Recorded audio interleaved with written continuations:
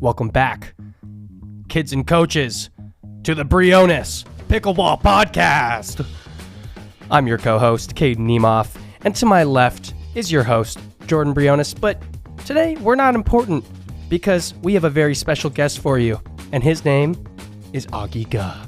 Augie, what's going on, dude? What's up, everyone? Thanks for having me. Yeah, glad to be on the pod. You know, for the second time in Briones Pickleball Podcast history, there are 2.5 Asian men in this room.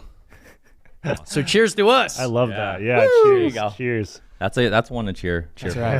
That's right. Yeah. Feels good. Yeah. Feel right at home. Oh, yeah. Yeah, so if you guys don't know who Augie Ge, is it Ge? It's Ge. You know what? Yeah. I always thought it was, I think most people probably pronounce it Ge or something. Yeah, Ge, and then some people will say G, but Yeah. yeah, I usually don't correct people, to be honest. Okay, Yeah. nice guy, huh? Nice guy.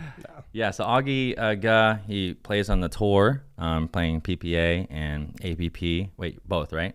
Yeah, I play both. Yeah, and he's made some big waves here, 2023. We'll talk about that in the future, but of this podcast. But I don't know, Augie, who are you, man? What do you do right now currently, and how'd you get into pickleball? Yeah. So my name is Augie. I was born and raised right here in Phoenix, Arizona, and one of the few true natives of Phoenix, I would say. And I play pro pickleball. Up until recently, I was working as a statistician at a biotech company, and then recently left my job and now really going to try to pursue pro pickleball for 2024. So I'm super excited. Are you going full pickleball 2024? Yeah, I think so. Let's go. We'll see. I definitely still like statistics and data science, and do see myself having continuing my career there at some point. But it would definitely have to be in the right situation that would align with pro pickleball. Yeah, for sure. Awesome. That's dope. You know, one of the things that Augie and I have in common, besides, of course, being Asian, is that we're both left-handed. Lefty. Augie is a southpaw, so There we go. he is a little bit more traditional in terms of he actually plays pickleball left-handed. I randomly just kind of picked up a paddle right-handed, but besides that, yeah, we're both southpaws. Yeah, so you're very similar, but the exact opposite. Same, but different. Yeah, All right. Oh, let's do a dismount real quick. Oh yeah, we're gonna let go of these bad boys real quick. All right, Augie. All right, Caden.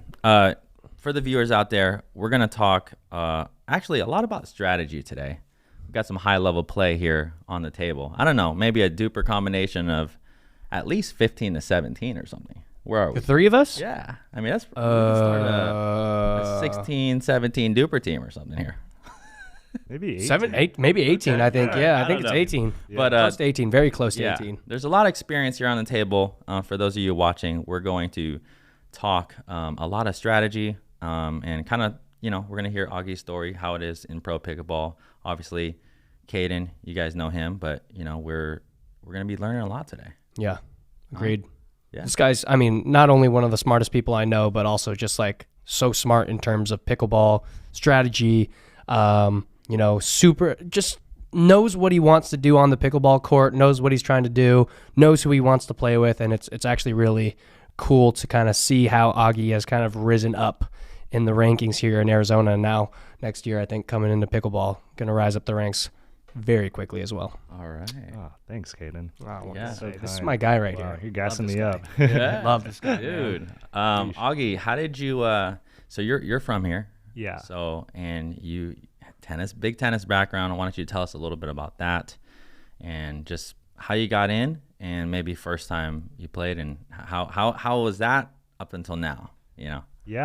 So, like you mentioned, kind of a big junior tennis background, at least here in the States. I played all the USTA junior tournaments and played college tennis at the University of New Mexico and then transferred to the University of Arizona.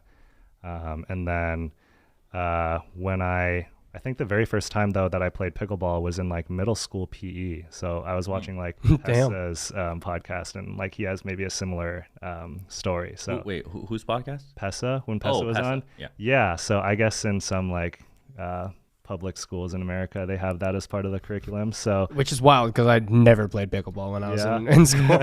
Never played pickleball. yeah, I vividly remember it. And we did it for like a week. It was a ton of fun. Yeah, and then didn't play until I think I played once February 2022 with Nico Montoya. So we have like kind of a mutual friend group, and we were out like at a bar one time on like a Friday night. And our friend was like, yeah, you should come out to Herberger Park and play pickleball tomorrow morning. Like Nico goes and plays. I'm like, oh my gosh, Nico, I haven't seen him in forever. So I went out the next morning. Nico and I got a few rec games in, and Let's it was, go. yeah, that was the first time I played. I was living in Rhode Island at the time, though. I was just back home visiting. So then I didn't get to play until I moved back, and then really started playing again. I think September of 2022. Yeah, September of last year. Got it. So it's only been a year, dude? Yeah, a little over now. Yeah. Yeah, I hate you. Crazy, bro. Everything I said earlier, I take back.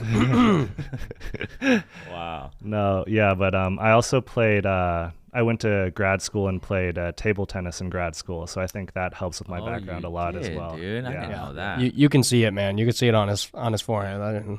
That's nasty. So like what like certain level or just like Yeah. intramural or whatever? So it was like varsity, if you can really wow. count if college has varsity table tennis, but like there are some guys at like NYU who like played in the Olympics who would like play like in this intercollegiate table tennis. So I was nowhere near that level, but like in the year and a half, 2 years that I played, I got up to like a 1700. If anyone knows all the I don't know what the heck that means, but cool. friends out there, That yeah. sounds That's a sounds good high. It's like- SAT score right there. It's like advanced intermediate, I would say. Yeah, but it helps a lot. Yeah. Do you know? That's wicked. I don't know. I mean, I know Ben's played. Do you know his rating? He must have said it on a podcast. I just wanna Must know. have, yeah. I bet he was probably around. I don't know. I don't want to say. He was probably 2,000 plus. Oh wow. Yeah, Damn. yeah. He was probably legit. All I have to say is Augie and I took a little boys trip with all the guys out here in Arizona. We all went to Payson, and Craig When was this? a Recently? couple months ago. Oh. Yeah, maybe couple 2 months ago, we all just like went up Sure. one weekend to Payson, stayed at Craig's house that just houses way too many people, and it was actually like MLP weekend, first MLP weekend, Yes. when DC totally didn't clutch up and blew a huge lead. But anyways, we all went to Payson, and Craig had a ping pong table in his garage, and I think every guy in the house tried to take on Augie, and it just didn't go well for Okay, all right. anybody. So Augie was the ping pong king over there, huh? Yeah, I mean, I scored like 7 points on him. No big deal. Yeah, no, Caden was tough, but yeah, it was a little unfair because I had like a proper paddle, and This guy literally brought his paddle. I mean, I had to bring my paddle. Yeah, I I carry my see. paddle with me everywhere. see. Yeah. yeah, if he was using the piece of wood that I was using, man, it would have been Wow. a different story, So man. You might have gotten 8 points. Unfair Yeah. equipment, huh? Totally would have been like a 2200 for sure. Cool, man. All right, so you got started so just over a year ago Yeah. now. Yeah. And when was your first tournament, I guess? Yeah. So first tournament was last year, PPA Vegas. Nico and I played 5-0 men's. Okay. So Yeah. first Damn. tournament was 5-0. Yeah. And yeah. how did you do there?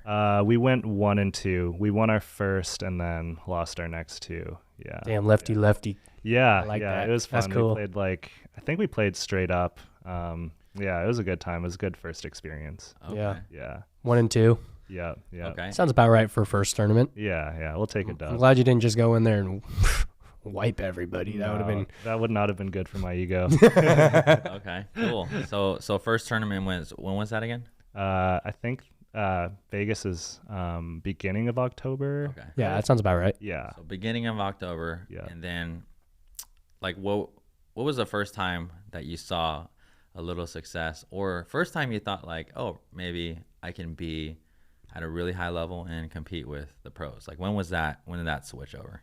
Yeah, that's a good question. I'd say I think it was APP Mesa in March Of this year, yeah. of this year. Yeah. I actually remember that. You played with Jackson. Yeah. Shout out to Jackson. Yeah, we made it through qualies in the morning. Like had to go through 3 tough matches, and then went 2-2 in the main draw. Had some decent wins there. So that's when I figured I could like kind of hang at the pro level.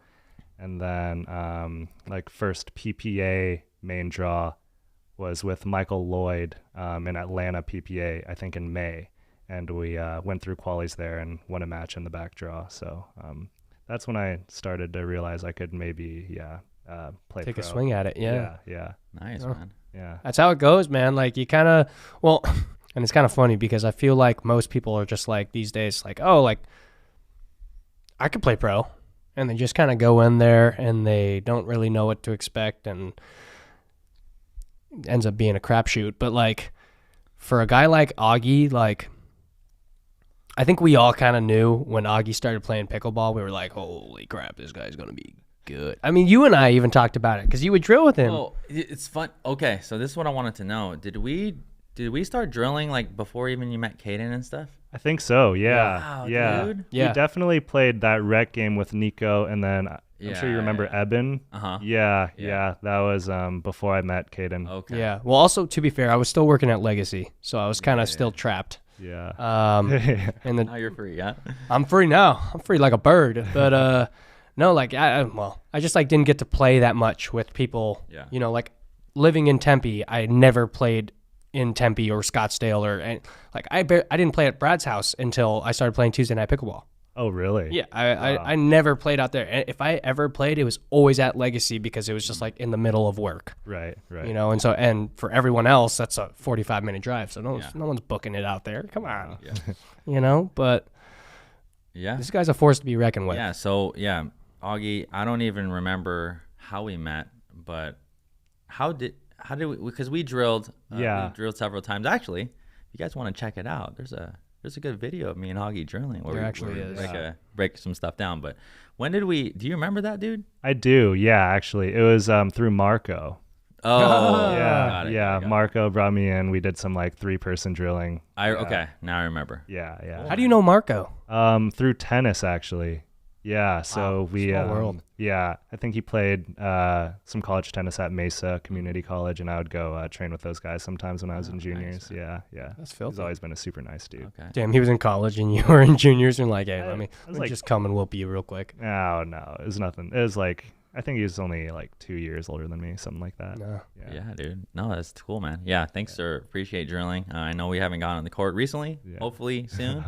But yeah, always enjoyed it. And even in the I guess the beginning of your kind of career or whatever, what I did notice about your game, what I really liked about it was kind of like the smoothness and like kind of consistency, like what you talked about. Oh, this guy's so Aiden, buttery. about like I don't know, you have the flip end where it's like super sporadic and a lot of power and a lot of, I think that was, you working on your soft game like super early on. Mm-hmm. I think it was huge for you. I don't know, maybe you tell me your process from when you very first started, but that's just what I noticed in the beginning. Yeah, definitely. No, I just want to say, like, I think in the times that we were drilling, like, I don't know, we've probably drilled like 10 to 15, 20 times. Those like 15 sessions are probably like the most beneficial sessions I got like in the first like 8 months of me playing. So yeah, that was really like instrumental for my game. All right, That's dude. awesome. Yeah. Look at you. Man. Look at you. No, that was seriously So such inspirational. good work. Like I took a lot from that. And as far as like the soft game, honestly, like in the beginning, I was playing like a little bit of singles as well. Yeah, And singles is just, I like playing singles, but it's kind of hard. And I wanted to just be a much better doubles player. And I knew like the main skills that I needed to fill in were my dinks. So yeah, I really emphasized dinking. And then we did the reset game, and that really like helped me a lot. You're Doing talking that about when early we on. drilled. Yeah, you and I. Yeah. Yep. And then I had literally every drill session since the first time we drilled, I've done like at least a game of resets, and that's Nice, helped man. a ton. Were you more of a doubles or a singles guy in tennis? Yeah, that's a good question. I would say I always preferred doubles more. Really? So you Big played time. both, but Yeah. would you say you were better at one than the other? In juniors, I was definitely better at doubles. Interesting. In college, it maybe evened out a little more. I'd say I was still a better doubles player. Yeah. But for juniors, I didn't play tennis, so I don't know how any of this crap works. In juniors, do you still have to like pick your own partner, or are you like? Yeah. Okay. Yeah. Okay. You do. It's similar to how it runs now. Who was the guy you were running it with back in Yeah. 2010? That's a great question. I'd say I had the most success with a kid named Robert Seavey, who's from Tucson. I think he's like maybe a doctor now or something. What? Okay. He Save lives. yeah, he played actually at Santa Clara with Connor Garnett. So, Oh, really? Yeah. Shout out to Robert Seavey. It's been a while, man. Wow. So he's good. Yeah, he was good. I hope yeah. he stays a doctor Yeah. for my sake. Uh-huh. Because if we have another dangerous tennis player who played with you back in the day, it comes into pickleball, Yeah, dude. I might as well call my career over. Yeah, he would be nasty. Yeah, and I think Nico knows him as well. Yeah, we all like grew up playing junior tennis around here, so man. That's yeah, wild. yeah, crazy. Was Nico a better tennis player than you? He was older. I'd say he's probably a little better than me. Yeah, he was really. Maybe just a little Like- bit stronger. He was just such a point. good competitor. Yeah, Wow. he was stronger as well. Insane cardio and just never missed a ball. Wow. Yeah, It's kind of how it is nowadays in singles too. I mean, the couple times I've had to play any points against Nico in singles, I've been scared. dude, he's a dog. he's nasty. He's beaten some big names in pickleball Yeah. in singles. For real. Yeah. I mean, you can't underestimate that guy whatsoever. He is getting every single ball back. Yeah, All right. Well, big time. Augie, let me ask you this. Main differences, okay? So you can think about this however you want. But tennis and pickleball, what have you learned? Maybe this is a good question for players coming in the game, transitioning from tennis, okay? So what are the three main differences, and what's three main tips you can give somebody to really accelerate their learning and, from coming from tennis to pickleball? Because obviously you've done that and, through this time, so. Yeah, for sure. As far as the differences, I think it's just like everyone says, like the soft game emphasis, and then just like the stark difference between singles and doubles is something that you really have to emphasize as well. Like you got to be like dialed in to practice doubles, and then in another session or maybe afterwards dialed into practice singles. Like you can't, the skill sets don't really overlap. 100%. Do you think the doubles and singles disparity, or we'll call it the gap of skill sets, is the same as tennis doubles and singles, or do you think it's actually more? What do you think, dude? I'd say it's more Wow. in pickleball. Yeah, definitely. Cause like, I'd say primarily because of the dinking and transition aspect. Yeah. Yeah. Like those skills are not in singles at all, really, in pickleball. Whereas in tennis, like every skill that you have in doubles, you might still utilize in singles Yeah. in tennis. Right. Yeah. That's wild. What would you say is like the biggest thing that you struggled with when you first kind of came into pickleball? Yeah. Resetting Yeah. for sure. Sounds about right. Yeah. When I first started playing, like I would try to counter everything from the midcourt. Did not have any success. Yeah. And then I would try to like rush in after hitting a good third, and Right. would get caught like moving. So then, when Jordan and I did the reset drill, I was like, yo, this is like This makes sense. eye-opening, Yeah. life-changing. Yeah, well, I think you were just starting there, and I was like, dude, let's do some resets. And Yeah. I now I remember you're like, well, what? What? Not what? What's not that? like what's that? But you were, it was kind of new to you. So new. Yeah. So, but he got it like pretty quick. Oh, I bet. I don't know. Only took I'll him take 4 it. balls, Hey, and he was resetting like a master. That's wild. What was This is going to be super random, but what was your first pickleball paddle? Ooh. Great question. Okay, the first one was like the white and red like head one. I think that's like $60 or $70. It's like the With the like, there's like check marks on, or there's like plus marks on it or something. You know what I'm talking about? I don't know what that It's is, like man. some block yeah. graphic. Yeah, something there's like that. a little like I don't even know what it is. Yeah. There's like a little graphic. Yeah, I know exactly what you're talking about because a lot of my students when I teach had those. Yeah. Wow, that's wild. Okay. For That was your sure. first one? Yep. And then so for my birthday last year, I got like a proper raw carbon fiber. It was the Diadem Warrior Edge. Yeah. So that's also how I remember it's like Actually, I remember you playing with that. Yeah. I remember seeing you play with that. You were nasty with that thing, man. Thanks.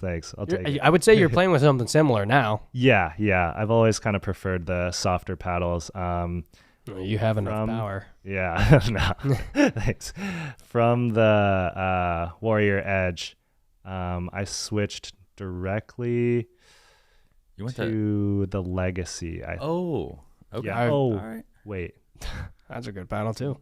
No, I might have switched to. Okay, yeah. I switched to the Vatic Pro, like the first iteration. The orange. Yes, orange one, lettering, 14 millimeter.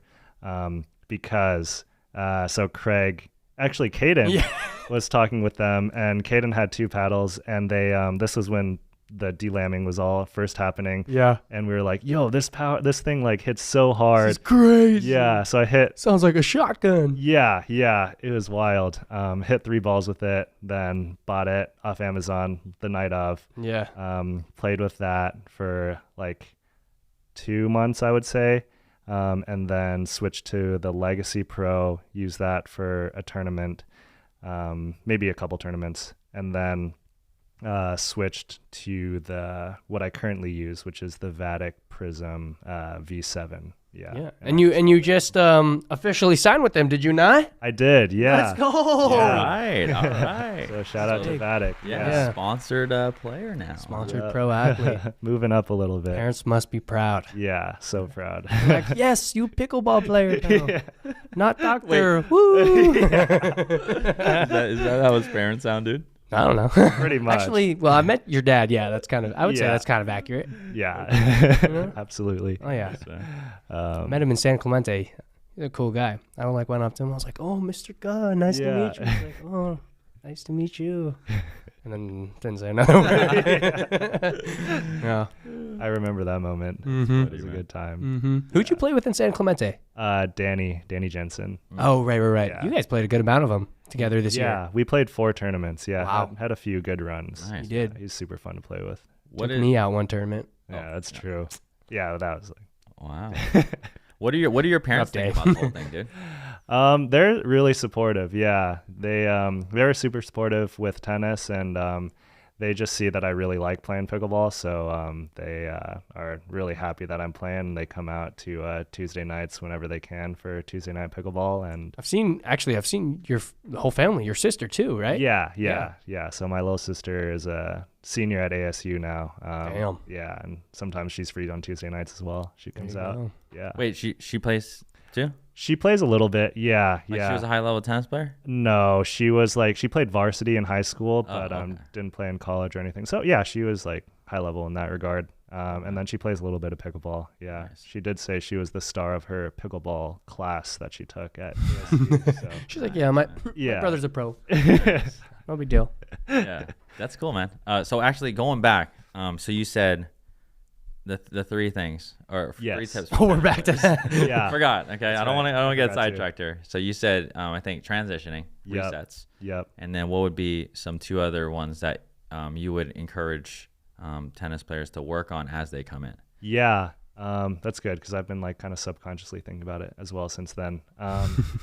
Something that's helped me a lot too, and it's kind of how I think the pro game is going, is like coming over your returns. So in tennis, like when you would try to come in off your return, it would mostly be like a chip and charge.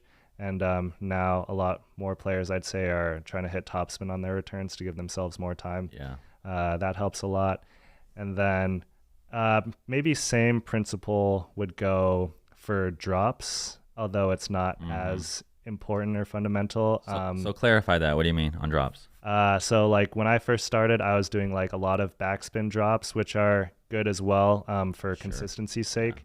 But now I think some players are utilizing like topspin. As you actually, you had a recent video with a topspin drop, and it just helps you get in, I think.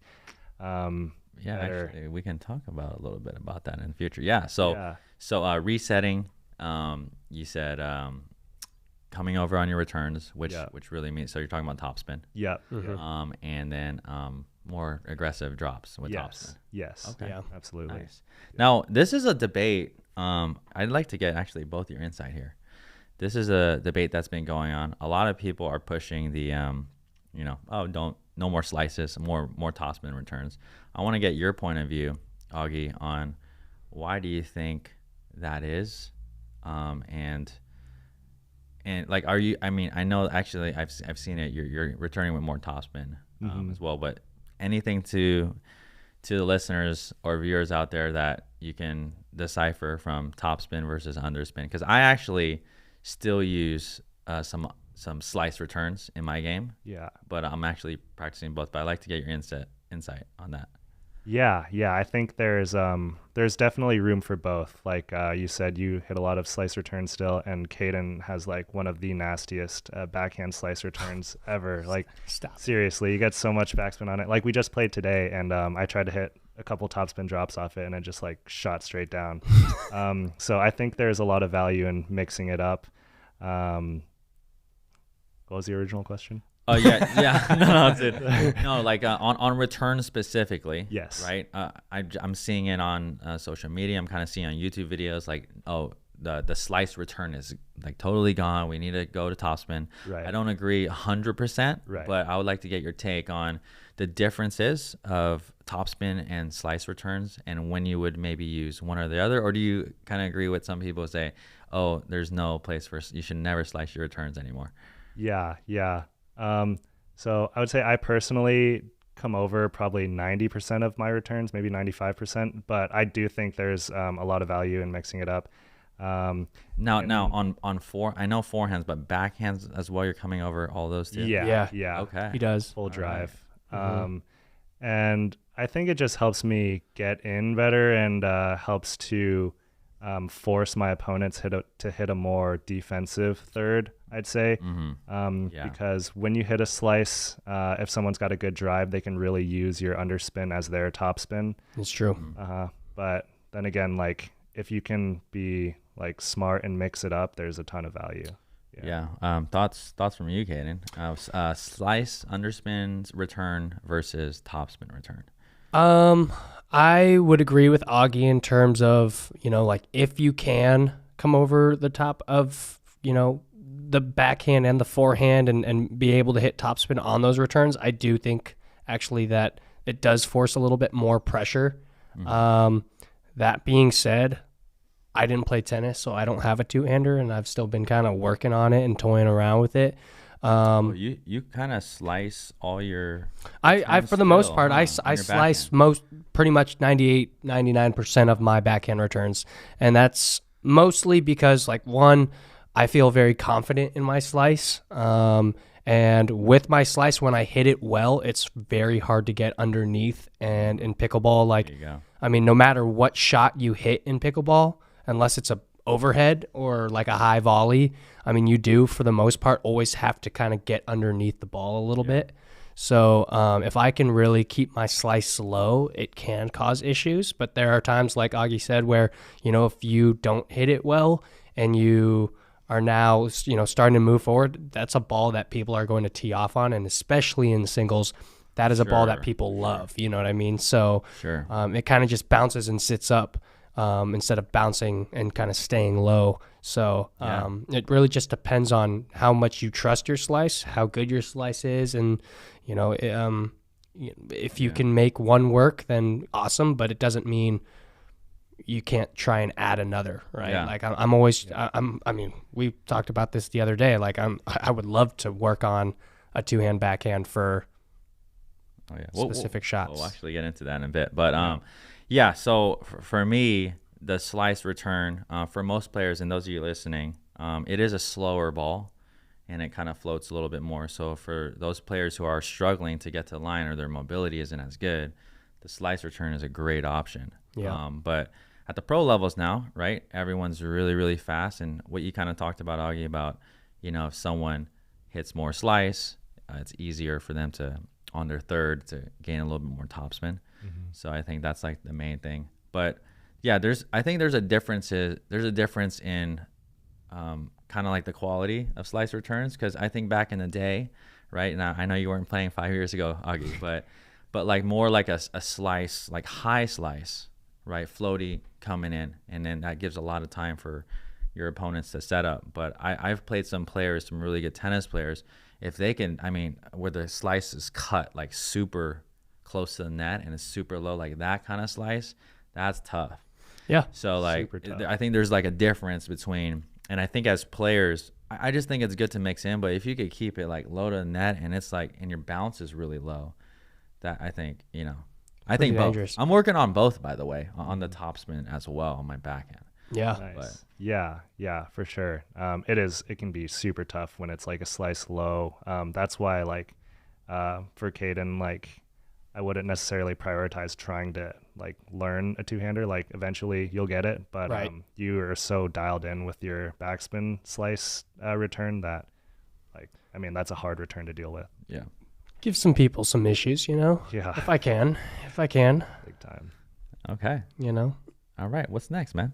Well, Go ahead. Go ahead. Well, on that note, what was, besides tennis, what were like other activities that you did? Like, did you have to take piano lessons? I did, yeah. Me too, man. Yeah. I was gonna say so stereotypical, and then he was like, "Yeah." Seriously. Oh, okay. That was a random question. Yeah, way to just assume that and be right about it. I didn't actually even know the answer to that question, but you didn't have to do singing. No, I did not. I see. I had to do singing, so I had a double whammy. But double whammy. all I'm saying right now is an Asian parent did not raise you correctly if they did not put you in piano lessons. All right? All of my cousins, we all took piano. All right? All my friends growing up, they all took piano. All right? Eventually, you just, I think, is it more did you take piano? You take piano? Hold on, I'm about to tell you. Is it more of a Chinese thing? Because I didn't take piano lessons. Maybe. I wonder. Maybe. Do you guys think Could so? be. I don't know. Because I didn't take any piano lessons. Yeah. But A lot of my family friends who are Chinese did take piano lessons as well. Yeah. All right. Yeah. It's just because it's like a very elegant kind of instrument, Yeah. Anyways, but besides that, like what were other things like growing up that you really like enjoyed doing besides like the whole tennis thing? Yeah. I'd say tennis is definitely my favorite activity. Damn, really? Yeah. But I've always been like a huge foodie as well. Ooh. Yeah, like ever we since I gotta was go get some Thai food, dude. That's type of guy. Say less. Oh. Yeah, I'm down. Say less. I will say less. Yeah, I remember like being like 8 years old watching like the Food Network. And, so I think that sparked it. Yeah. Nice. But always been into food and like loved when we would go out to eat as a family. Favorite food, man. What is it? It's got to be Chinese food. Oh. Yeah. Chinese. Okay, favorite dish. Favorite dish? Like, are we talking about traditional Chinese? Or are we talking about like American Chinese? Like, I'd say Orange traditional. We ain't talking about Panda Express here. Come on, dog. hey, I don't know. So what's a traditional dish? Like, what's Hum your guy up fine, like fish fried rice. What did you say, bro? Hum your guy up fine. Did you know? A little bit. You telling me right now that I speak more Chinese than you? No, like Yeah. your You're just pronouncing it your wrong. accent. Is it? Do you speak Oh, I speak Mandarin? Cantonese. Oh, yeah, sorry. that's a big Oh. difference. Loser. That's a huge difference. Oh Yeah, wow! it is. All right, You speak Mandarin? Yeah, a little bit. Oh, really? We got Yeah, some yeah. clash of the You can languages. speak with my here. sister. Yeah. Well, it's funny. My family, my mom speaks Toisan. Oh. And then when my sister went to school, they were teaching Mandarin, so she learned Mandarin. And then when I went to the same school, I was taught Cantonese. So like at home, we just speak English because we can't even speak our Chinese Yeah, to you each can't other. even practice. Exactly. I had to go home and be like, well, All right, hey, Mom. dude, you gotta tell me the freaking best Chinese spots around here because it's so hard to find a good Chinese place here. Yeah. This guy the other day was like, bro, I found this super good Chinese place, and it's literally like knockoff Panda Express. Relative, But it was good. yeah. I'll be honest, it was good. Yeah, Nice. So. Nice. Very much Arizona Asian food, Yeah. Yeah, a lot of the places in like Mesa and like that Asian district are really good. Oh, yeah, really? We'll definitely go. Where?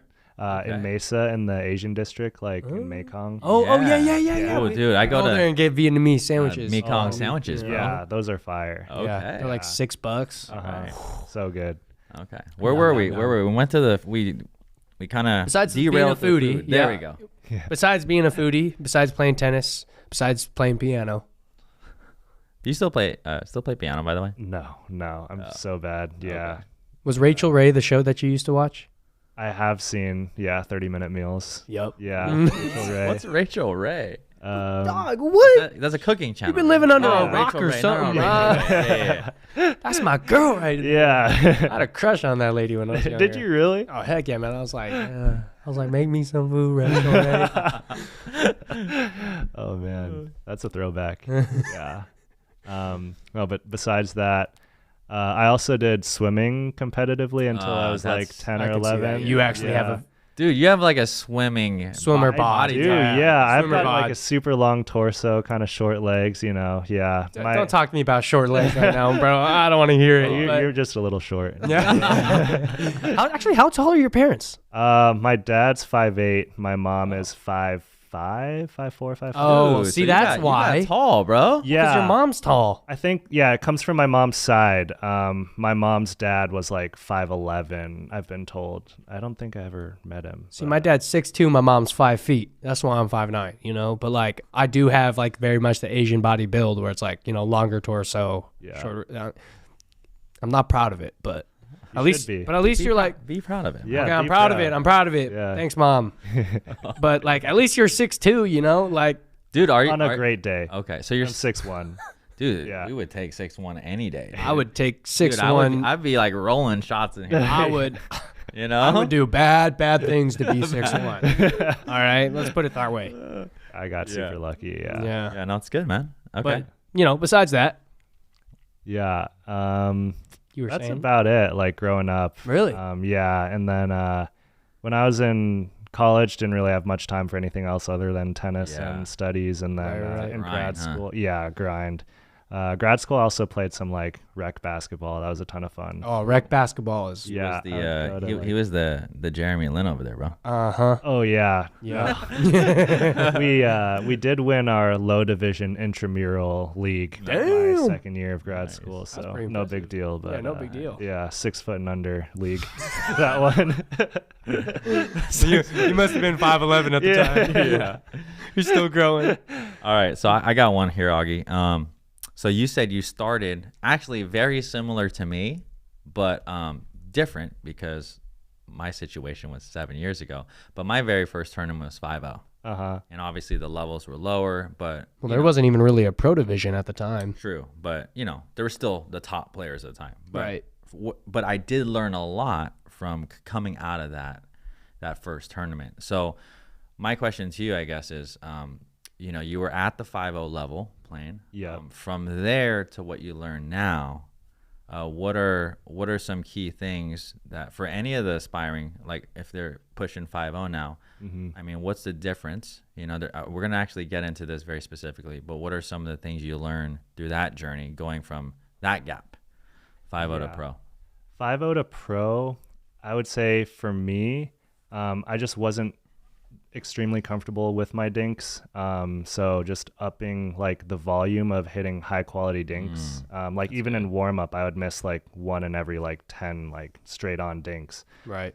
When that number got to like 1 in 50, I started to feel a ton more comfortable.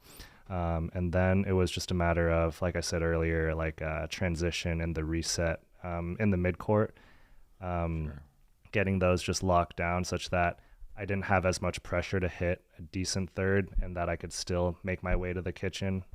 That was like extremely valuable for me. That's good, man. Yeah. Okay.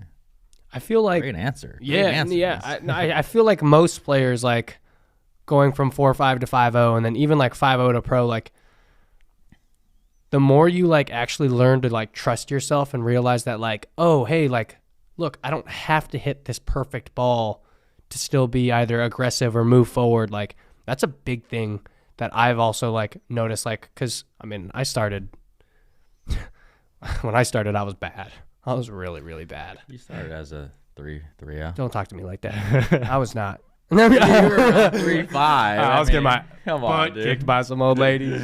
I don't even remember their names. I'm sorry. But, I mean, genuinely, like, as I kind of got from, like, because, like, I remember, like, my first, like, real, like, pro tournament was, like, during COVID. It was, like, 2021. I played a tournament in Newport Beach with Rob Cassidy, and, like, I felt like I was ready to go. I felt like I was working out like all that time, like during COVID and whatnot. So I felt in great shape.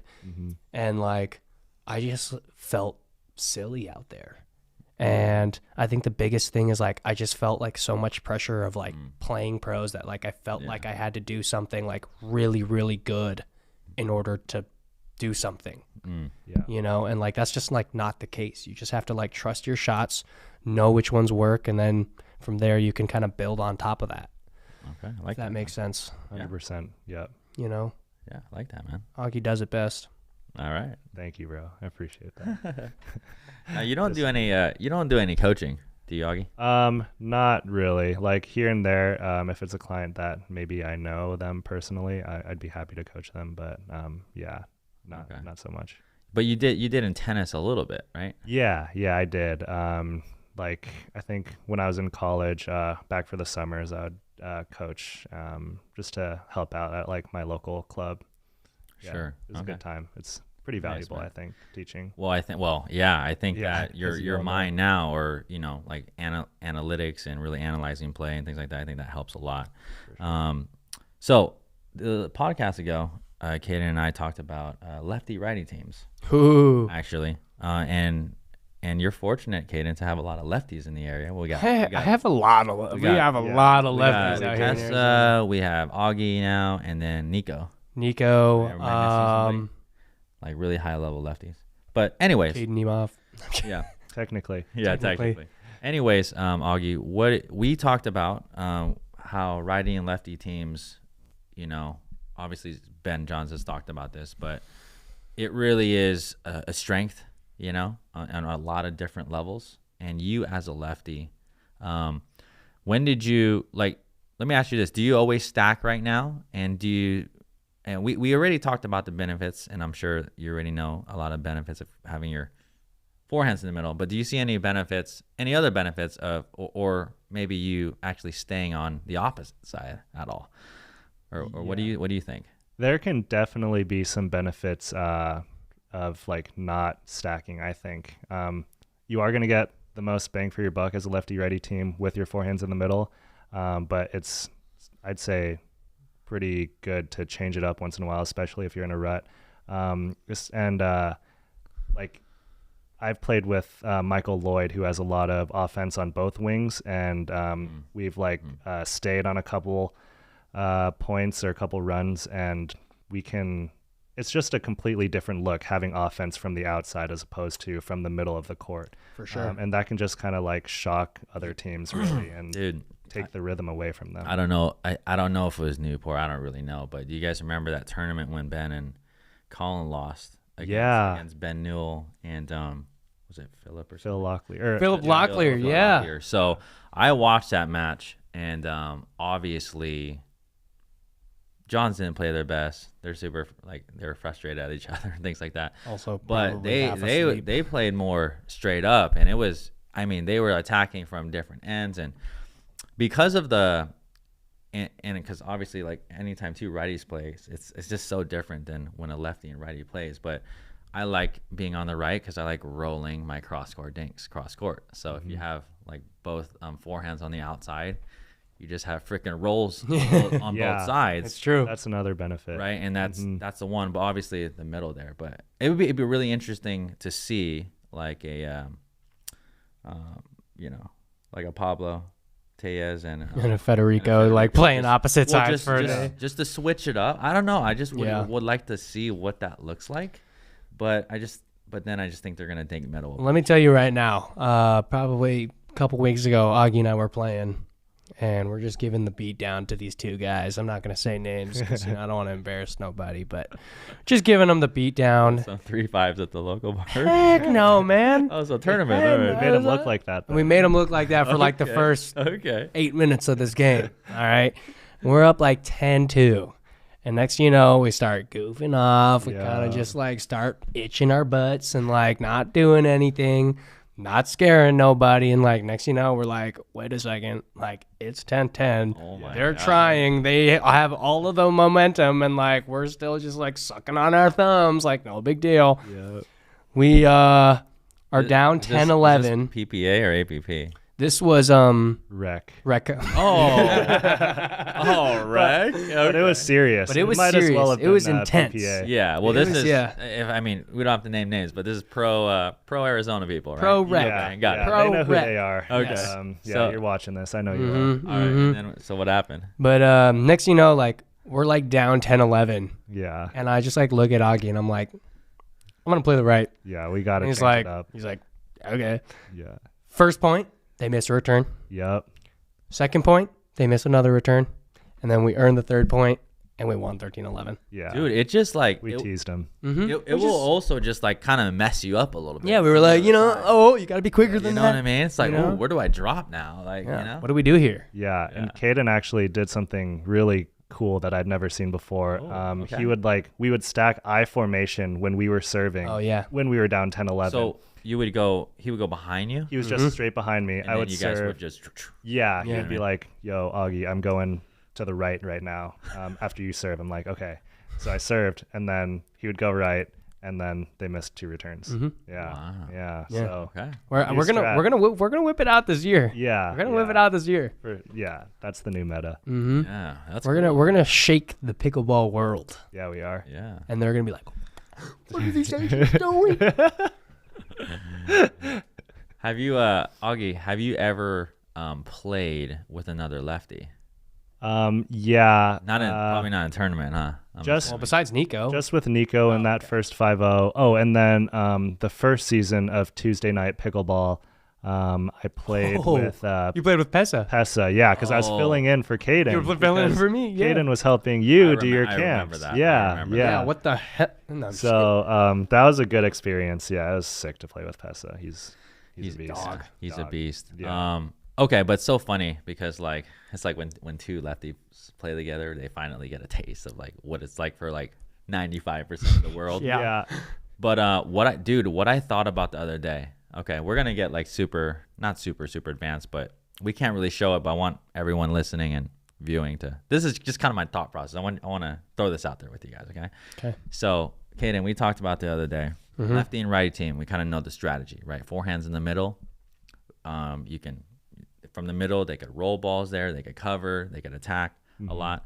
And then we talked about Ben and Colin's playing style. How it's just so not bulletproof, but it's tough because we got Colin sliding. He's on the right. He slides on everything. He doesn't have to cover anything past his right shoulder. Right. And then we got Ben covering middle, and there's really nowhere else to go. My thing is, it would be interesting to see a team of 2 lefties that play like Colin and Ben.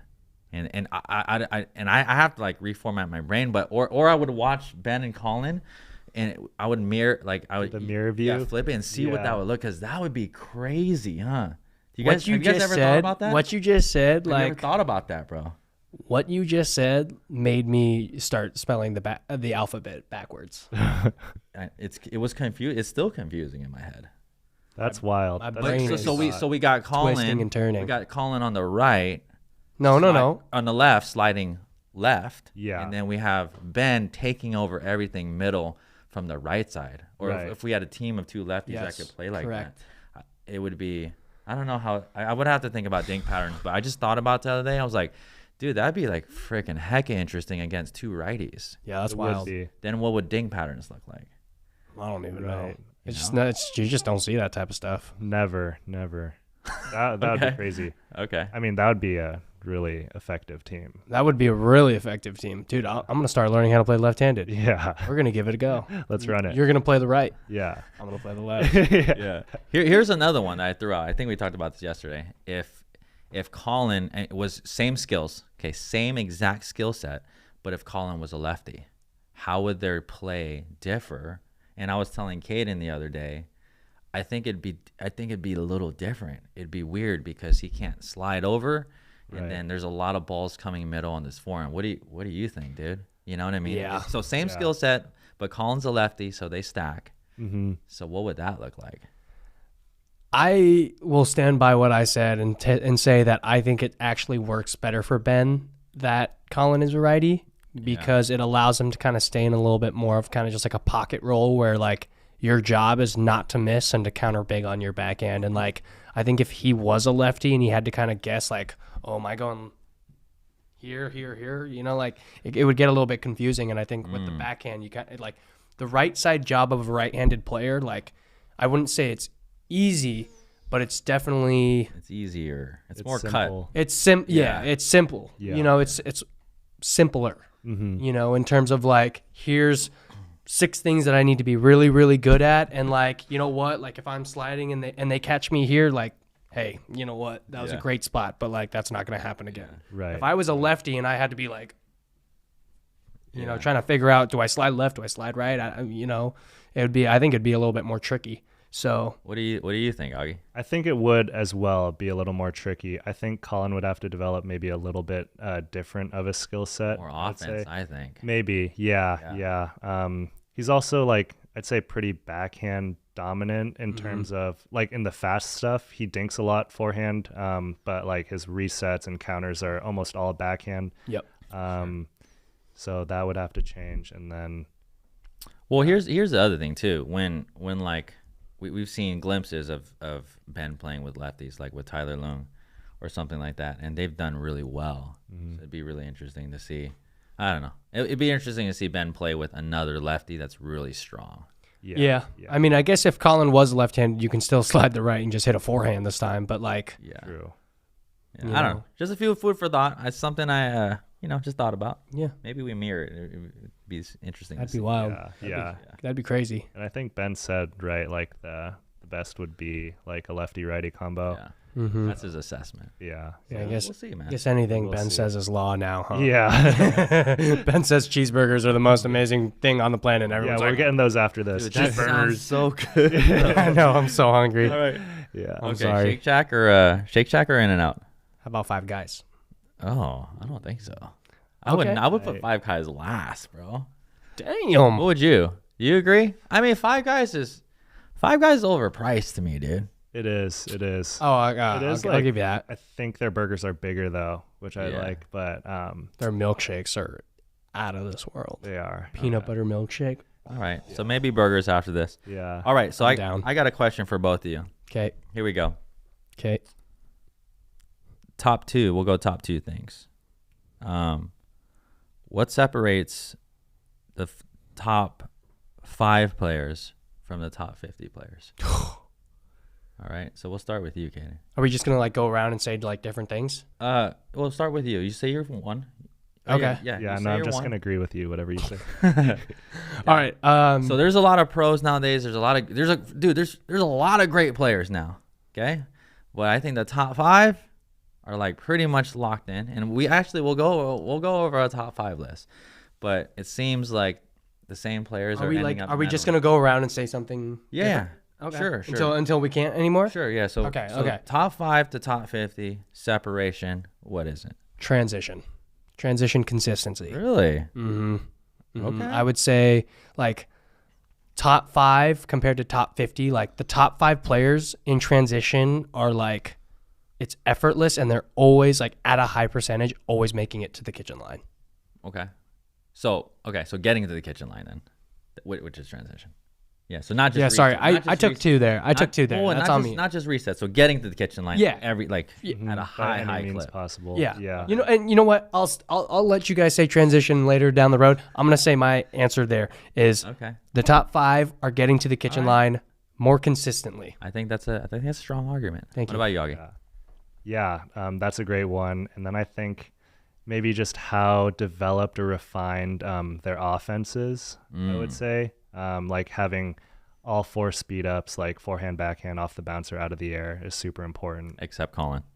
Yeah, yeah. Okay. I mean, that's true. Yeah, but his like other skill set more than makes up for it. Yeah, Yes. Yeah. Yes. Okay. All right. It's your turn. that is true. All right. So my turn. this is gonna be a different lens, but really, so I would classify this as a broader lens, but I would say discipline. Okay. So Smarter shot selection. Yeah, shot selection and not wavering from what they know that works. Like, so I study Ben and Colin a lot, and also top players like JW and Dylan. They just, their patterns are locked in, and they're gonna make slight adjustments, but like they're gonna make the right play like 99% of the time. Right. They're not going to do something Like, they're not gonna dumb do like me. something crazy, if Yeah. that makes sense. I really like that. I like that answer better than mine. No, yours was good, dude. I don't like your answer better than mine. That's fair. That's fair. That's fine. Back to me. Sure. I mean, do you have another one? Now it's getting tough. I got another Oh, one. you do? I got another one. All right. Sure. And then after this, we're gonna give our top five rankings. Okay. I was gonna say, comfortability in terms of like, no matter what situation they're in, like they're always going big on their serves. They're always looking to return big. Like they're always going to make the shots that, you know they have in their bag. Whereas like maybe someone like me, or even like who knows, even all three of us, right? Like we miss a serve and now we're thinking to ourselves like, okay, like, oh, I'm gonna dial it back just a hair, just so like I don't miss any more serves. Dude, if I You know miss what a mean? return, I'm definitely dialing my return back. That's what I mean, right? Is like you miss a return in gameplay, and like your first initial thought is like, oh my god, like I need to like hit it a little bit softer, and then next thing you know, you're just kind of lollipopping your return, But like one thing that I like noticed with Ben and like guys that I mean, I've had to play probably a top 5 male in every second or third round that I've played in a tournament this year, and like in those situations, like they are going big on their serves. They're going big on their returns. But big to them, let's define that, is consistent. It's not like for sure. Yeah, and that's what I mean is like they're comfortable with it. They're not just like, oh well, like, oh, I hope this works. Like they know they can do it, and they're just like, hey, I'm gonna go as big as I can. And if I miss it long, guess what? I'm gonna go and do it again the next time. Okay. Why not? All right. Yeah. Thoughts, Augie? I completely agree with that. Yeah. They Okay. I think that's kind of innate with like all great athletes, is that they can just kind of compartmentalize like the shot that they're hitting or what they're having to execute versus like the moment. Yeah. 100%. All right. Anything from you, Augie? Any separation?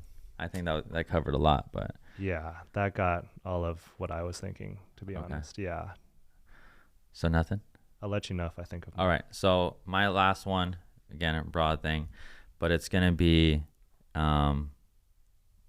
there's so many ways, but I'm gonna say defense.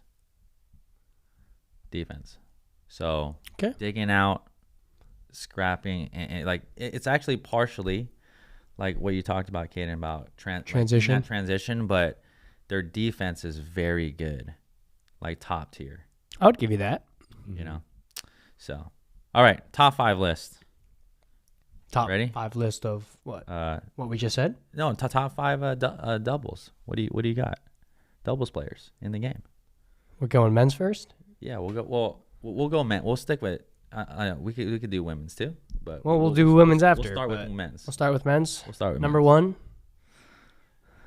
Caden Niemoff. No, I'm just kidding. I'm just kidding. All right, number 1 for real this time. Augie Ge. I'm just kidding. Get out of here. All right. For real this time.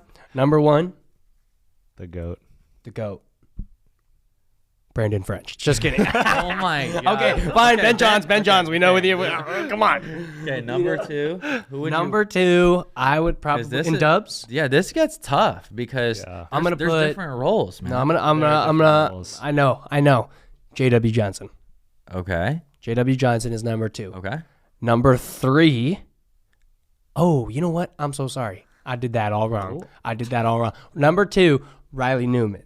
Okay. Riley remember number that 2. one. Yeah. All right. Sorry, dog. Number 3 is JW Johnson. All right. Number 3 is JW Johnson.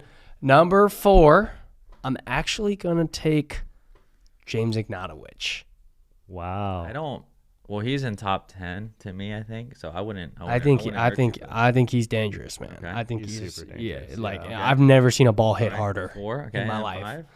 Number 5. This is where It's tough. it gets a little tricky because they're like 3 or 4 guys that could take this. Obviously. You know what I mean? course. But like, I golly. think it kind of we have to, and we'll do this another time. But it's kind of like you have to do like top 5 right side and top 5 left side. Yeah, right. But if we're just talking about just pickleball skill and like results and stuff in general, it's tough. That is really tough. Like, do you put Colin in top 5? No, God, no.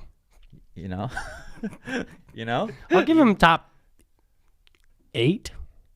How do you not put him in a top 5? Well, if the right side. How do I not put him in a top 5? Well, Because if the he has right done side- absolutely nothing without his brother. Well, because they play all the time, dude. Well, yes, but like if you've like obviously like there are some tournaments that Ben doesn't play, and like in those tournaments that Ben doesn't play, Yeah. Colin doesn't do squat. Yeah. The only tournament like where I've seen him in a championship Sunday where he wasn't playing with Ben was Red Rock this year. Yeah, and that's because he played with Deckel, and Deckel plays a very similar role, and Deckel played really well. Well, then he needs a perfect match. So this is what I can argue with Riley, right? I'd put him freaking up there. But so what's the deal with Riley? So he doesn't have the right partner then? Well, Is that what he played with Thomas this weekend. They did pretty damn good. Yeah. You know? Oh! Number 5, Thomas Wilson. Yeah. That's a good one. Dude, Thomas has grew into, dude, one of the best right Dog. side players He's of a the beast. game. Dog. Yeah. Nicest Yeah. Dog. All right. Yeah. And he's so nice. The easiest Oh my guy to root gosh. for. Oh my God, right? I hate how nice he is, actually. Same. He's great. Yeah. Then he was having those heart palpitations, bro. Did you just go on this side? Okay. All right. What about you, Augie? Would you agree with that list or what, man? What do we got? For the most part, yeah. I would say Ben, Riley. Really? Ben? No, I'm just kidding. Ben, Riley. Really? Would you put Riley at 2? Yeah, I think he's still better than J-Dub, who I'd put at 3. Then Interesting. it gets dicey. It gets dicey. Yeah, like It's a little bit more It's tough, man. Yeah. up in the It's air tough. for sure. hmm Okay. All right. I like that, dude. You said Yeah. J-Dub at 3, and then who did I say 4? You said Ignatowicz. I did. Yeah. You know what? I'm going to switch Thomas and Ignatowicz right now. Whoa. Yeah. Whoa. Wait, really? Yeah. Just Yeah. after one weekend, dude? Come on. No, before this week. No, I'm a big Thomas Wilson fan, man. Yeah, I love that. Okay. We hug it out every time we see each other at Thomas, tournaments. Thomas is great. He's so great. Okay. It would take forever to do everybody. But here's a question that we could go broad. Should we go to women's next, or We do we kind of know? Yeah. Well, let me just ask you this. We're all gonna say Annalee number 1. Really? But let me ask you this. What do you think? So it's talking about strategy, talking about tools. What are top 2 things, Caden, that puts Annalee at basically separation from the? So what are 2 top things? There's a lot, right? But this would be good to kind of analyze it. And what do the women kind of need to work on, right, to kind of close that gap a little bit? I guess that'd be a good question. Honestly, her movement is off the chart, and how the way she moves and like remains balanced is out of this world. I think honestly that's like what separates her is like shots where you feel like she has no chance of getting. Like not only is she there, but she can place that ball anywhere she wants. And so like her balance and just like her strength, her endurance, like it's just like unlike any other. Like I mean, she is grinding out men's mixed singles like it's nothing, and it's every weekend, if not every other weekend. You know, like it's crazy how well she does what she does, and like it's all because of just like her mental strength, her physical strength, and just like her balance. Like she is never off balance. Nah, that's so true. Okay. Yeah. What about you, Augie? What do you think? What separates her from the rest of the crowd? Yeah, I would say her physicality for sure. But I think Catherine Parento can kind of match her physicality. Yeah. I think Annalee's also like her ball striking is just so pure. Yeah, she can put on a dime, like hit like the biggest ball in the women's game. So like accuracy. Accuracy Accuracy is yeah, big. yeah. Yeah. She is just a freaking wizard when it comes to ball striking. Yeah. Accuracy and velocity. Crazy good. Yeah. Off the charts. So you mentioned it, Caden, but I would just really keep it simple. I would say mental, dude.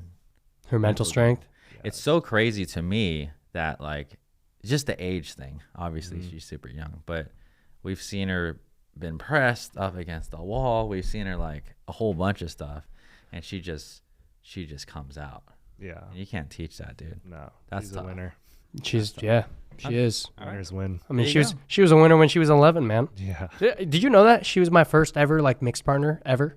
Oh, no way. Yeah, she was 11. I was 16, and we were playing in like They played this. 4 or 5. We were playing 4-5, and we waxed everybody. That's huge. Dude, like I already like in the gold medal match, we were playing Dave Velardo. She was like 11, Yeah, right? And she was like, I don't she was know, a stick 60 figure. pounds? Yeah, Who she was a knows, stick. dude? She was a stick. Yeah, but she was like, whacking. We have footage. but she was whacking the crap out of the ball, and I'm not kidding you. Like first game, we're playing against one of our buddies from like back home, and he's playing with like this 40-year-old lady. Her name was Beth. Really sweet, really nice, and like fourth point in, Annalie got a high forehand and smacked her right in the face. Ooh. And we felt so bad. And Beth probably took like a solid, like, she took her injury time out, like took 15 minutes, God, and she comes back in. And I just like remember thinking to myself, like, yeah, this is over. We got to do it again. No, but like, no, I knew for what? I said ruthless, man. No, but like, no, for real. Like, I knew for a fact. I was like, yeah, this is over. And I think like the gold medal match, we won like 3-1. Sheesh. Like, Yeah. it was not close. Like we. Shout out to the Murdered Golden them. State Pickleball Championships, which no longer exists because Katrina and I used to run it. Yeah. Oh, wow. Yeah. Yeah. Okay, let me ask you guys this. As the game's progressing, all right, game's moving forward, and we talked about this a little bit. That's why I'm going to bring it up again, Kaden. But what is any new strategies you see or any shot or anything? Like, okay, so example, right? Example, we had backhand slice returns a whole bunch, especially on the backhand. Today's game, people are coming over, hitting a lot of topspin returns, and players are doing off both wings. Anything strategy-wise or tactical-wise that you guys see the game progressing to the next level from here? I got a couple in mind, but I'm gonna let you go, Mr. Nemov. Me again? Yeah. Okay. Well, I think the biggest change that I saw from last year into this year is just the aggression on the backhand side. That was probably the biggest difference for me is like, and I mean that has, plays parts in the fact that we've had more tennis players kind of convert to pickleball and have, kind of made a name for themselves in pickleball doing what they do. But like, I would say last year you almost rarely saw someone attack a backhand unless it was in the air. And like even like off. So you're talking about off the bounce. I'm talking about being aggressive like with speed ups like on a backhand side. Like you almost never saw anything like that. You know what I mean? To speed up on the backhand side, it had to be like a flick in the air or something a little bit higher to attack on a backhand side. But like, I mean, you just see so many people like putting a second hand on the paddle and just being able to kind of just like whip that ball with topspin and kind of put it in awkward locations. And I think that's probably the biggest thing that I would say has kind of changed in pickleball that a lot of people are either doing already or trying to learn because it's just so effective. All right. Totally agree. 100%. Okay. Yeah. What do you think, Augie? I think, honestly, that's the biggest one. Also because I can't think of another one. Okay. I mean, you even see like Ben trying like two-hand dinks because like it just gives you so much deception to be able to speed it up with two hands. Like if you can dink with two hands, then you can't tell when your opponent's going to speed it up off the bounce. Right. So that's just another dimension. It's 100% true. Yeah. Yeah. So on that note, Kaden, one thing that we drilled for about 10 minutes. Okay. So new shot, right? We actually see Ben kind of hitting it. Same thing. And something I'm freaking trying to work on right now is the two-handed backhand drop. Oh yeah. Yeah, dude. Like that shot, it's crazy because like so when I started the game, topspin drops in general on the forehand wing weren't even a thing. That's how long I've been in the game, folks. And then obviously now topspin, everything on the forehand, drops and things. Mm-hmm. But I think we're gonna see that more and more on the backhand side, dude. We were practicing it, Kate and I, the other day. Bro, I was hitting some snappers. I mean, and it's just I was hitting some dirty, it's just dirty coming. drops. It just comes down, dude. It's tough. I was Both hands? Yeah. 2 hands. I was like, yo, I'm sexy right now. I'm sexy. I love that for Yeah. you. But I think we're gonna see more of that, and obviously, just more people are gonna develop speed ups and 2 hands on that side. Yeah. Absolutely. Yeah. You ever drop with a topspin on your backhand? I try to here and there, but I don't Not have it dialed comfortable in. yet, huh? No, Yeah. no. But some pros like have it. Like Oh. I think Ignatowicz does Ignatowicz does it Ignatowicz, full time. Newman. Anna it. Yeah, Riley. Ruben. full time. So Riley, Riley Yeah. does it big time. Yeah, all the time. Riley, Ignatowicz, Anna Lee, Anna Yeah. Bright. Catherine. right? Catherine slices on the dinks. But she Connor hits Garnett. she hits a 2-hand drop. Yeah. Yep. Anyone with a good 2E basically will start to. I think they're gonna. Yeah. You see Ben doing it in singles. Yeah. Right. Tyler Loong used to be a 1-hand slice guy, and then when he played singles, put a 2nd hand on it. And so like, really? yeah, he'll Yeah, but he doesn't drop a topspin ever. no, He's not on the backhand side unless he's driving. When he drives, he puts a 2nd hand on it. Yeah. All right. Yeah. I just wanted to get your guys' thoughts on that. Yeah. It's gonna come in like very widespread in the game. 100%. What are your thoughts on the? So Augie, you played tennis, and you know what? I get comments all the time about. It's funny. I got this comment the other day, like, "Oh, what about like a one-hander?" In your estimation and your experience, why is it? What's the difference, or why is it so hard to attack, or why are people putting 2 hands on it? So one of the things that, because Kaden and I teach these intensives now, and we teach a lot of players, but the 2-handed shot is one of the things that a lot of players ask me, like, hey, I want to learn this. Why do you think that's the case? And it's more difficult than with one, I guess. Yeah. I'll start with like at the kitchen off the bounce speed up. I'm not sure exactly why, but it seems like you can get like more acceleration with 2 hands. Maybe you have like a little more leverage with like the 2nd hand on there. And then also you can kind of like catch that, like you can kind of like stop it right here such that you can actually be ready for the next ball. Whereas with a 1-hander, to get like the same amount of acceleration and spin, you kind of have to finish that stroke. I like that, dude. Yeah. That's good my, thought. yeah. Yeah. It's true. Yeah. It's true, 100%. Like I feel like I said, I mess around with a 2-hander, and like when I do, like you can be way shorter with your follow through, which will just keep you a little bit more compact. Yeah. Whereas like because I use mostly 1 hand, like I can get exposed for like, well, I would say maybe more than you would, because I just have to swing a little bit more if I want more pace on it. Yeah. But you know, I have a question for you, actually, Augie.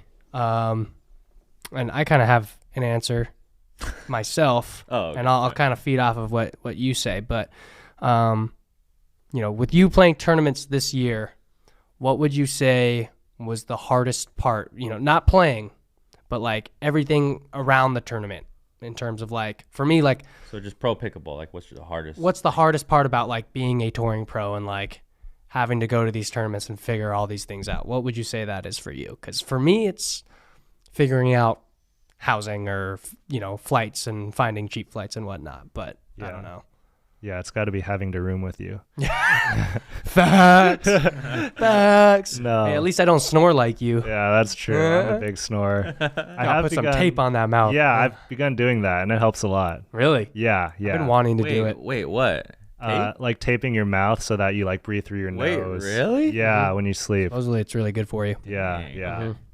yeah. Hardest thing, logistics for sure.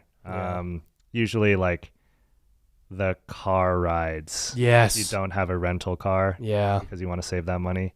That's the trickiest That's the biggest part. pain in the butt. Yeah. Having to Uber all over the place. Yep. For And then I'd sure. say partners as well. Oh, dude, that's just just like- a big one, man. That's a huge one. Communicating. Yeah, everyone's like always looking for partners like a couple months out. So it's tricky, and everyone's games are changing as well. Like if you have someone that you agreed to play with like in a few months, and then maybe your game has progressed a lot and maybe theirs hasn't, or your games have just kind of gone in separate ways that might not be as complementary anymore, then that gets kind of tricky as well. And also trying to convince like players that you want to play with you as well. It's tricky. Yeah. It's true. Yeah. It's hard, man. Mm-hmm. Mm-hmm. I was going to add to that, but diet, like when you're traveling, like it's Big hard time. to, just go to Chinese food, dude. I mean, Yeah. I mean, you Always a can't, good- but that's the thing too, right? Like, it's like diet is so hard because in order to get the food that you want inside of you, like you have to be able to either get there from a friend, get in an Uber, or have a rental. And all of that is either time or money. And it's tricky. Yeah. Yeah. It's really, really tricky. Like, It that's is. why, like, any tournament, like in California, I will always drive to, because it's like, I would much rather have my car and maybe put some miles on my car than go out there and be like, oh, shoot, like, I need this. But Yeah. it's going to be an $8 Uber there, and it's going to, oh, great, now the Uber's $13 back. What, Yeah. like, it's a pile of crap, man. Yeah. Yeah. Man, I forgot what it is like playing tournaments and stuff. Must be tough. It's man. not always fun, man. I'll tell you that much. Not always fun. I've probably had more rough experiences with tournaments than like great Hmm. fun, But you know what? The fun tournaments, moments are good. yeah, the fun tournaments are so worth it that like it's like golf. You have 17 holes where you have Okay, yeah, 17 tell me holes about where you this. play like crap, and then you have that one hole where you birdie, and you're like, I'm coming back. I'm gonna play tomorrow. Yeah. I'm gonna play tomorrow.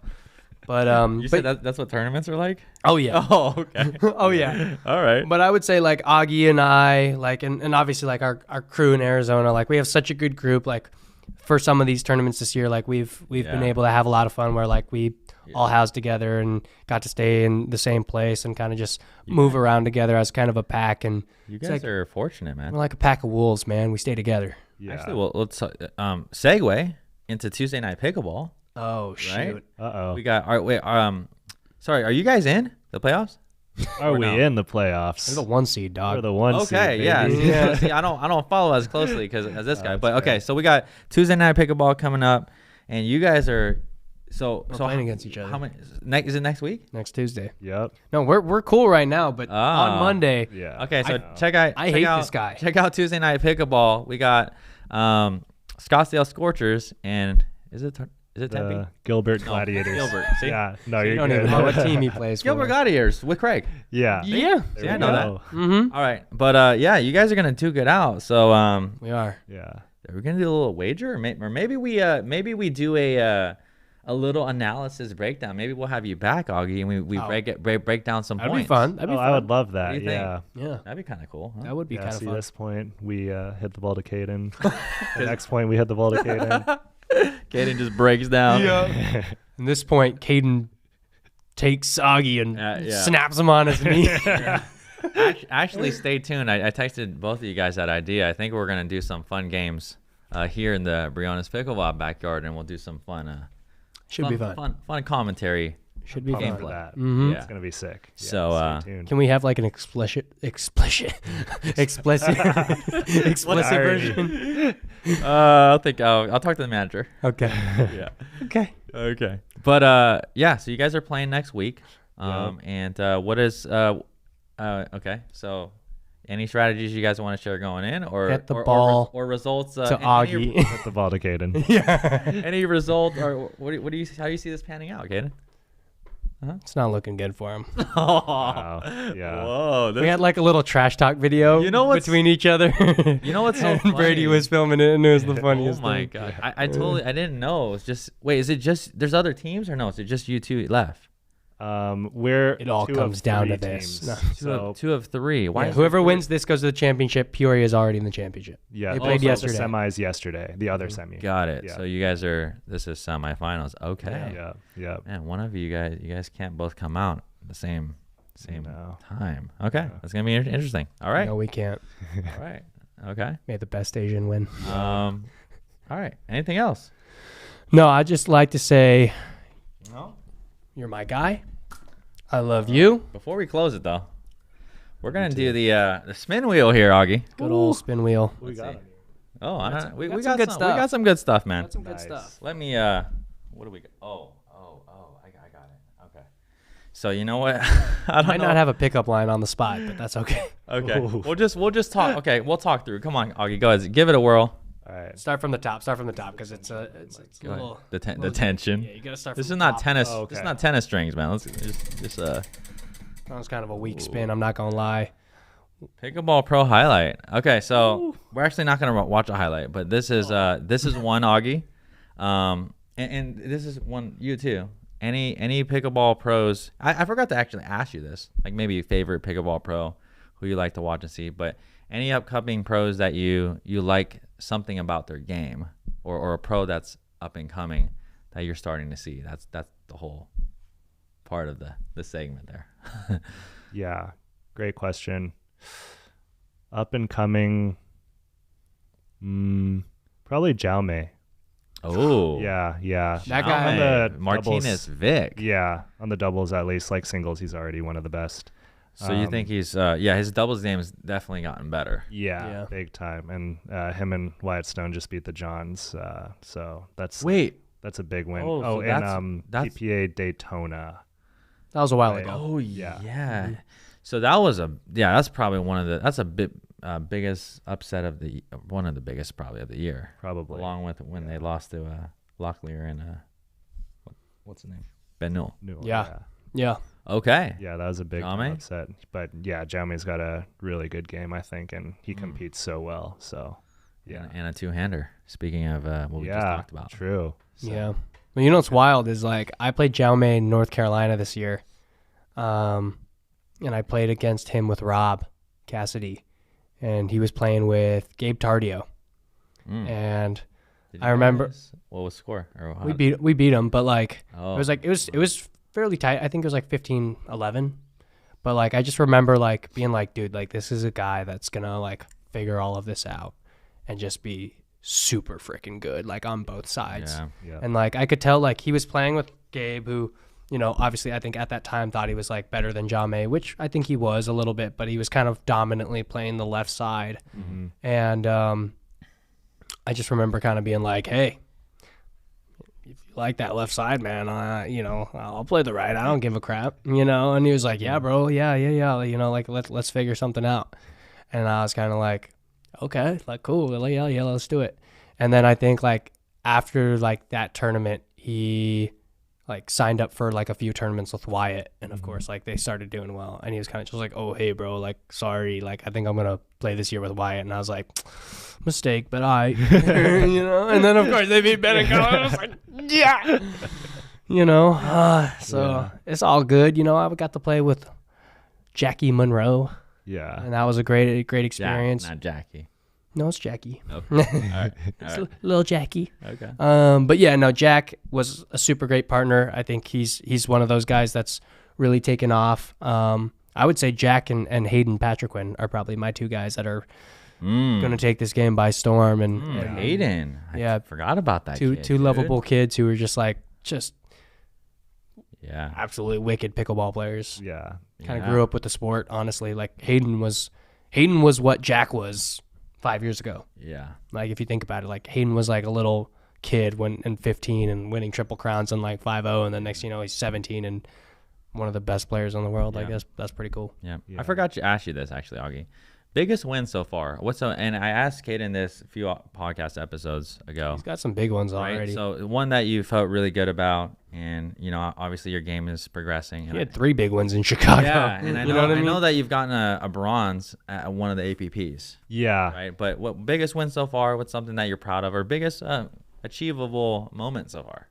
Pickleball. Definitely the bronze, playing men's doubles with Michael Lloyd is probably my best result so far.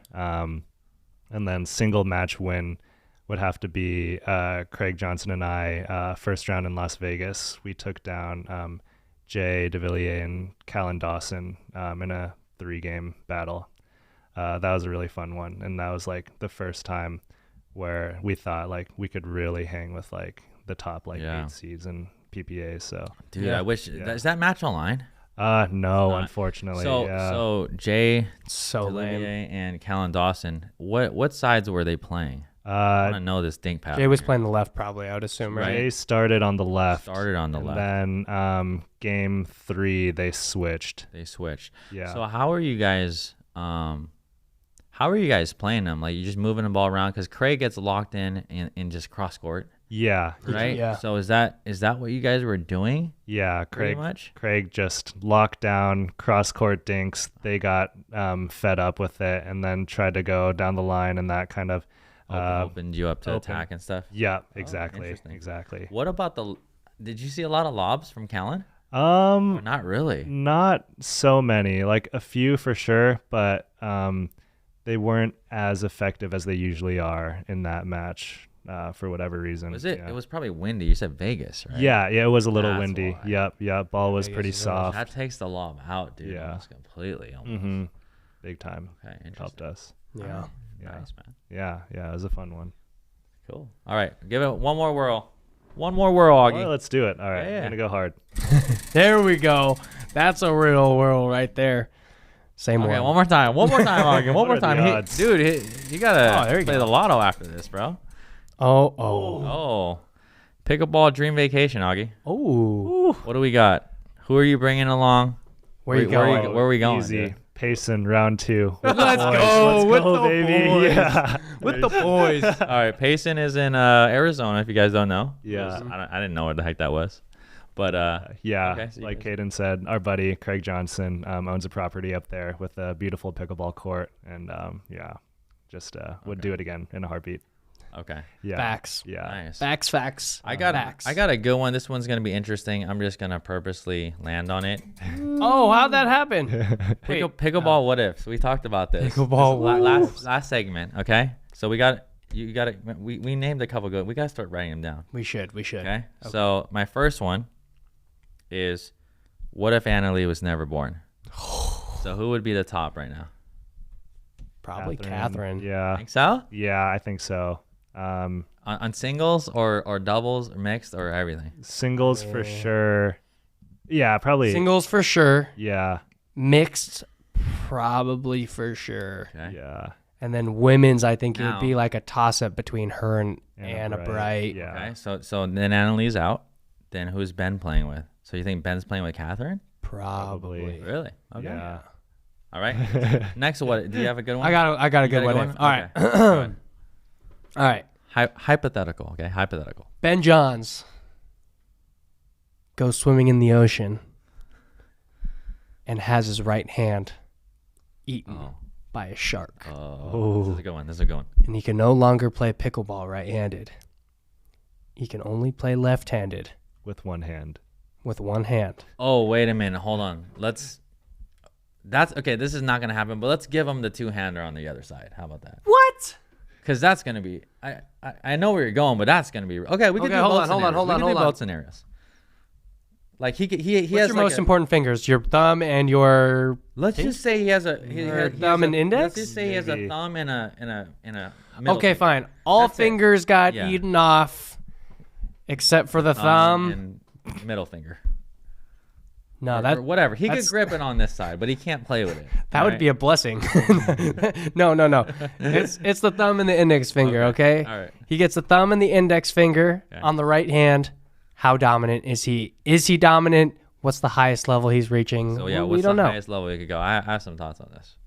Like now, so he's fully training. He's fully He's left-handed. fully lefty, yeah. Fully left-handed, Yeah. and when he adds a second hand, it's only two fingers. Are we assuming he's like naturally like lefty then? No, Or, like, no, okay, like- so he's No, like we're- got to train. He's We're gotta- assuming right now. Yeah. But I don't know Okay. if you know of any of his Oh, right lefty- now Right now, like if Yeah. that actually happened. it's probably like a 5-0. Oh, but what's the highest he can go? He you can think? go. I have some thoughts. He on this. can. I think he could. So for me, I think he could get to top 20. Really? That's crazy. I think so. Really? I don't know Okay. about top 10. That's another That, ask. that I makes think me feel better in top what 25 maybe. I think it would be tough to get to top 50. It would be tough. I think so. It would be tough. But if he trained it, If he trained it. If he You know- took like all next year off, like and he trained it, I think he. you know he's already a 5-0 right now with being left-handed. Did you know Yeah. that or no? Yeah, yeah. Okay.